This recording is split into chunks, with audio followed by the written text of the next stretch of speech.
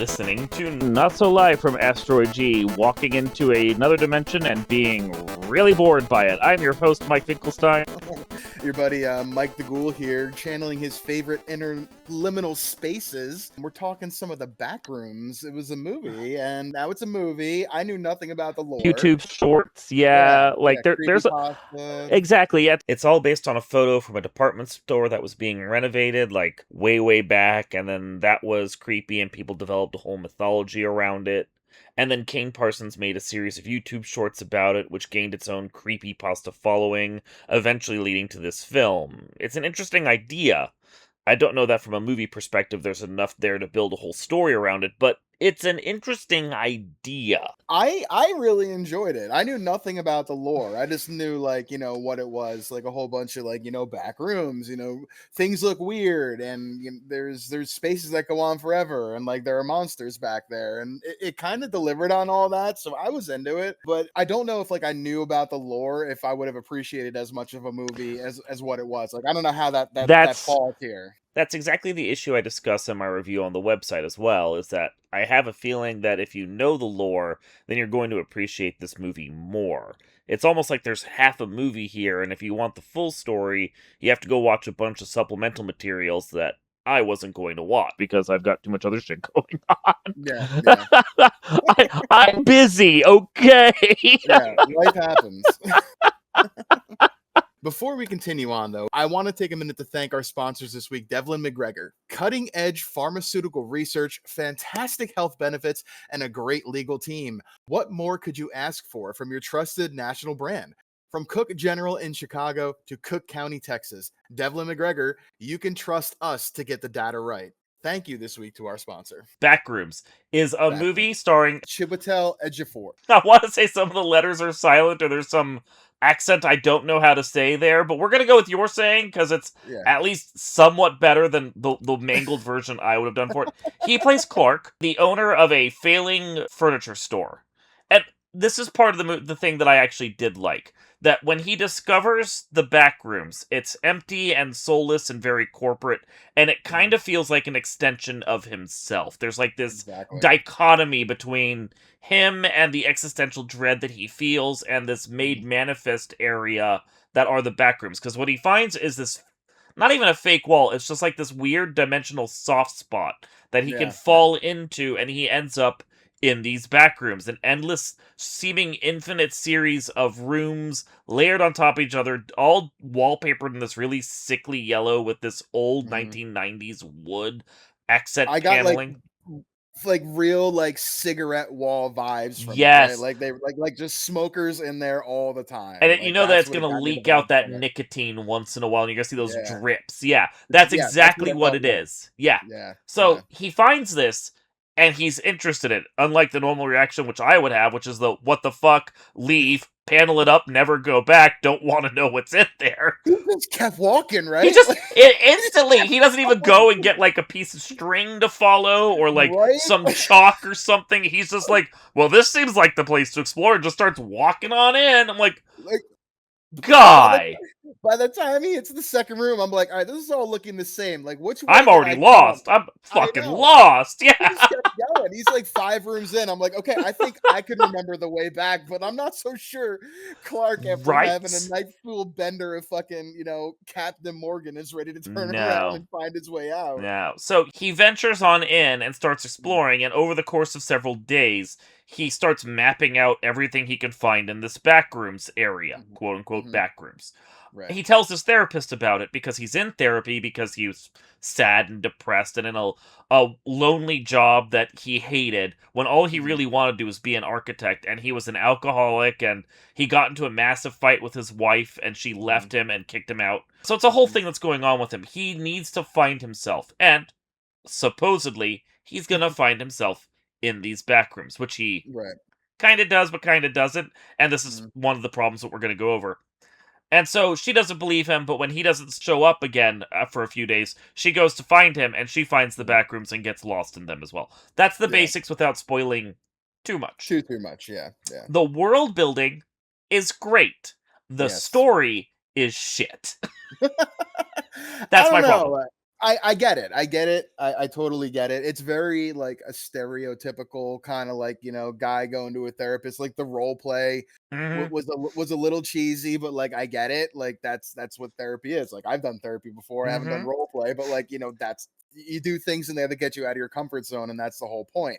I did like the awkwardness that came through in there, but like the Mhm. story itself, it's very one note. It's like whatever. The interesting thing, like you said, was the world The world. and, Yeah. and everything in there. Like what's coming after them, what's behind them. Is there more than one thing back there? Is anything back there at all? Like it's crazy. It gave me vibes of, this isn't just like like what if this is all in his head, right? Like this is what's going on in his head because this is how lost he is. Like there was a lot of angles I thought that were pretty cool Mhm. that they didn't really explore completely, but I felt they gave enough of a nugget to make you think about it, which was cool. But overall, like the movie, very one note, but the world it was in was definitely very cool. Yeah, and I think that's as an extension of him, I Mhm, felt like it was very interesting, like a part of him that he's mhm, finding, he's exploring. The unfortunate thing for me is the fact that the movie sets up very early on that this world exists separate from Clark and has for a mhm, long time, maybe for mhm, as long as human society or longer has even existed. We don't mhm, know. There's no real exploration of that. And because of that, the world doesn't exist because of Clark. If it was just an extension of him and his existential dread, that would mhm. be a perfect encapsulated story right there. Right, But it right. exists separate from him, and there's no explanation for why it exists, which is fine. I don't need the explanation for the why. But when Mhm, the movie tries to draw a heavy parallel, intentional or not, between Clark and the world, and then you realize that the world exists independent of Clark, and mhm. Clark really is just a player in it, and the connections you're drawing are simply because Clark is there and not Yeah. because the world is feeding it. That was a Mhm, problem for me. So then mhm, it becomes so Clark is a wanderer in the world. So is he going to learn something from it? Is he going to have a hero's journey? And he hmm. doesn't. And that also bothered me. He Like, had a villain journey he almost, did. maybe, He like it did, was but different. when the movie focuses on him for 2 hours and then he's becomes the villain, light Mhm, spoilers. I'm sorry, people, light spoilers. But when he becomes the villain, mhm. then like it kind of cuts off the ability for him to have his complete story. Then the Sure. movie kind of shifts to Mary, his therapist, Right. becoming the heroine. But she doesn't have nearly enough development to actually carry the protagonist title. So we're left with a void at the center of the movie, almost as big as the endless void of the backrooms themselves. Cool. That right there, like chef's kiss on that weave. That was Uh, beautiful. Unintentional, but it kind of just worked that way. It But worked really well. That was a great allegory for what this movie was thank you. about. Thank you. But that's a Yeah. problem. Like, two Yeah. hollow people, not hollow because they're hollow as characters, but hollow because the movie doesn't invest enough in their story. Like, It Clark has a lot going on that mhm, happens before the movie starts, so we can't really carry that as character development. Mary has a lot going on before the movie starts, so we can't mhm. carry. We get snippets of it, but Flashbacks. Yeah. all we really get are their two stories cycling around each other, neither of which Mhm. really completes itself. The movie even ends, spoiler, on kind of a denouement that doesn't have a full completion. Yeah. So you're like, where's the next act? Where's the addendum? Where's the post credit scene? Where's something to finish this movie for me? And it Mhm. doesn't have that. Yeah. And it irritated the shit out of me. Again, like I'm playing devil's advocate It's fine. sometimes on this podcast too. Yeah. Like I gotta wonder, like maybe is that, and maybe this is seventh dimensional chess bullshit, but maybe that's the whole point because there is no end. There is no. It just keeps going. We all are just players. It means nothing. Like I don't know. That doesn't work for me as a movie, though. That works in Yeah. a series Yeah. of YouTube shorts. That Yes. works if you have an endless series of content you're pointing out there. But Hmm. a YouTube series is not the same thing as a movie, and a movie has a specific demand for the audience, like something we expect. It doesn't have to be a true ending for the world, it doesn't even have to be a true ending for Mary, but you have to give us an ending to the bite of story you've given us, and Backrooms as a movie doesn't do that. You can leave us with questions, but you still have to answer something. Yeah. There were often like a movie sometimes will leave you with more questions than answers, and Mm-hmm. that can be fine, but like the amount of answers you got in this movie were very few and far between. Like Yeah. like it exists, but like it doesn't. People know about it, but they don't. Like it's just like it's a huge interwoven world, like you said. But the movie was at its strongest when it just focused on what's going on in this space. Yeah.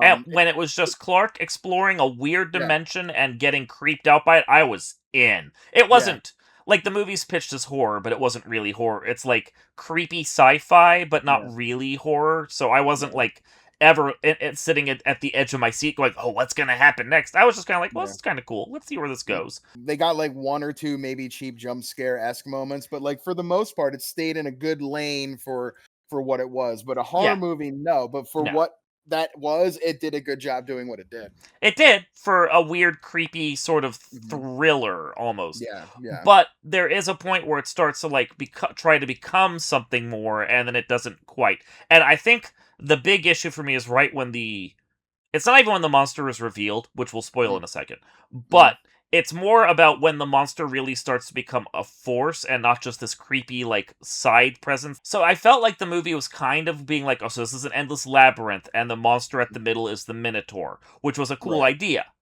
But then it shifts and shows us that the monster is this weird mirrored version of Clark himself, Yeah, which is fine if this is Clark's world and his story, but mhm, you also get this impression that the monster has existed for longer than Clark's been in the Backrooms. But if, as Clark implies, the Backrooms are kind of a memory and a vision mirror of our own reality, then how can mhm. a monster version of Clark exist in there before Clark exists in there? I don't get it. Yeah, definitely weird Yeah, there. weird without explanation and weird without development that you would think would actually like it's setting up rules and then Yeah, violating those rules all at the exact same time. yeah. I mean, I don't know. Maybe there's some kind of like, deep connection Clark has to the place because of the trauma he suffered, which is also like why, Mary has a bit of a connection to it there at the end as well. Like, I don't know, but like there's other people, I guess I'll call them, that you come across in there. Like, Mirrored are there, versions, yeah. yeah, are they other ones there? Or like, does that mean that they've been in the back, or are they a memory of someone else that's been there? Like, Yeah, there's a lot of shit that like, is if you just don't thrown in. think about it, okay, like kind of weird, but if you start to think about it, it starts to break your brain. Yeah, or fall It doesn't make apart. Introducing other creature people that live in mm, there is a cool idea. mhm, But what we need is one or two more characters that can show us that the thing copies people or that it yeah, takes copies of people before they even realize it's there. Having only mhm, one monster revealed and have it be Clark or a weird giant version of Clark and then not give us any other explanation about how these monsters are created means that we don't understand how they're getting drawn in or why they're getting created. And you need a little explanation because as I said, it's like it's setting up rules and violating them at the exact same time because it's not giving us enough. And this may yeah, be, as we were saying at the start of the podcast, where we relate back to the idea that this is a YouTube series and mhm, there's stuff in the YouTube series that answers the things in the movie, which is great and all if you have a series. But it's mhm. not great if you're trying to just fucking watch a movie. Yeah, again, like, maybe it's because Clark spent so much time in there that Maybe. that's why the entity became what it was. But like again, to your point, You don't it's not understand any of you it. don't understand it. It just happens. The people that are also there doing research, like, that's mild spoilers again, but if you know the game, I think you know that like there's like scientists that know it exists or whatever. They kind of weave that in a little bit, but I I didn't understand like their connection to No. everything No. other than like they're just studying it. They're trying to understand it. Like, I mean, that's the whole point, right? It can't be understood. And I don't know. Like I they didn't guess. finish hashing out thoughts that I had that like I could get past, but like upon re-talking about it, like it was confusing. Yeah. For in the moment I was good, but the more you think about it, the more like I wanted more answers, and all I have are more questions. Yeah. And I think that's what bothers me because Yeah. like I can accept a movie where things happen so long as there's a little bit of explanation. But it's like and I hate to relate it to a really bad movie because this isn't a bad movie. It just Mhm. feels like an incomplete decent movie. I relate this to Until Dawn, that really shitty remake of that PS3 4 game which has barely anything to do with the game, because that Right. is a movie where shit just happens. And even when Mhm. they give you an explanation, quote unquote, it doesn't actually explain anything. And it's basically that we thought this would be cool, so shit just happens. I can't take a movie where shit just happens. I need something to latch onto. Because Yeah. otherwise, you're just like, well, this was cool. And I'm like, okay. But it doesn't ground me in the reality at all. I get it. I get it. But that's a lot of that is your critic hat talking too, and that's fair because you need that angle and look at things. Like I didn't see Until Dawn. I liked the game and the Yeah, playthrough of the it, game's watching that. interesting. But I knew that, to your point, like the movie didn't give you what the game gave you, and it was just disappointment. I don't Yeah. know if this movie gave us what your experience would be with Backrooms, if you were there from the creepypasta and there through the playthroughs. Like I've seen very few playthroughs of like episodes here and there. But like it was at least something that for me like was different enough to the usual slop we get where like at Mhm. least it was good. Upon review and critique, yeah, like the movie has flaws, but I would say like at the time and even right now, I would say this movie is a solid B to a B plus for me based off of just being different, being interesting, and having the world be cool. The story itself was lacking, so maybe that will knock it down to like a B minus now that we're talking about it. But my feels after the movie walking out was a B plus, and I was impressed. We have some other movies we're going to be reviewing coming up, like Evil Dead and so on. Like we'll see. I have better expectations for those than I did for this. I didn't know what to expect. I just thought it'd be cool and it was cool and I enjoyed it. And to me, that is worth my $15 at a matinee, but only $15 at a matinee. I don't, and that's the thing is, I don't know that it was worth it to me. Like, I think if I Mm, found this on Prime later on and watched it, I would have been like, "Oh, that was interesting." But mm, it's both an interesting movie and one where I found myself regularly checking my phone to see just how long I'd been sitting in the theater. Like, it didn't, because the story wasn't there enough, it didn't get its claws in me. And the right. world is really interesting, like this fucked up, bland Narnia. Hmm. But it doesn't have enough story built around it to hook me in.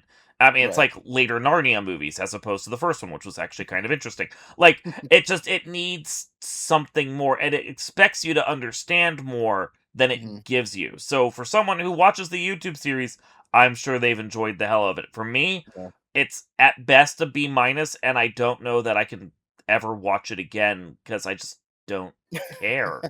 I don't Hey, that's care. fine. That's fine. Yeah. Somebody out there listening, if you've played Backrooms or watch it, let us know. Like, I'd love to know what someone else thinks too, because like I see where we're both coming from, and we don't really know. We So don't. like, And if this is supposed to be, if nothing else, a selling point for me to go and explore more of this world that's out there, it didn't mhm, do that for me.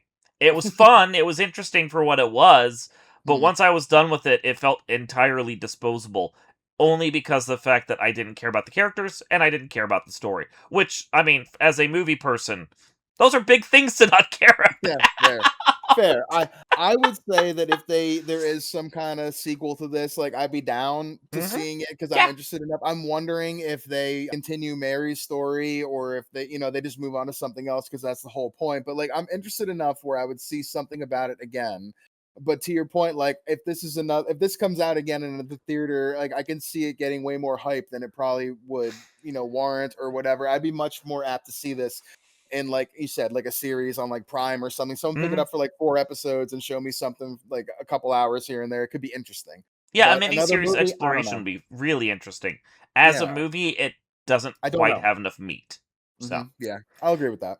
anyway, but our opinion really doesn't matter that much. It's been out for 3 weeks. It actually came to the local theater for me because it was Mhm. super popular and people wanted to see it. I wish Mhm. Obsession had gotten the same treatment because it looks like I'm never going to see that one in the theater. Ooh, yeah, that looks like it was crazy too. Like Yeah, I I want to want to see watch that that. one. I got to Yeah, see Backrooms. So, yeah. it at least I got some horror and it was fine. I didn't Mhm. have to sit through another showing of Michael or God, what's the other thing they're still playing right now? The Devil Wears Prada 2, which they played for 4 fucking weeks near me, despite the fact that Oh they my only have gosh. 3 screens. Like, okay, sure, fine, whatever. I got to see Mhm. this. I'm happy I got to see it. I want to see Obsession. I'm not going to be able to see that one until it comes out on streaming, so we'll cover it then. Yes, It yes. is what it is. At least for the people that like this sort of thing, they got their movie. I'm sure they're Mhm. happy. It didn't do it for me, so that is what it is. Yeah, and that's fair. You know, that's why we do these reviews. That's our opinion. You know, y'all can have your opinions too, and that's the whole point. That's why we talk about it. Yep. So. Yeah. Oh well, this has been Not So Live from Asteroid G, wallpapering our own house with sickly yellow. I'm your host, Mike Finkelstein. Your buddy Mike the Ghoul here, gonna go and reach out to his therapist because, you know, he hasn't left her a message in a while either. So we will see you all next time.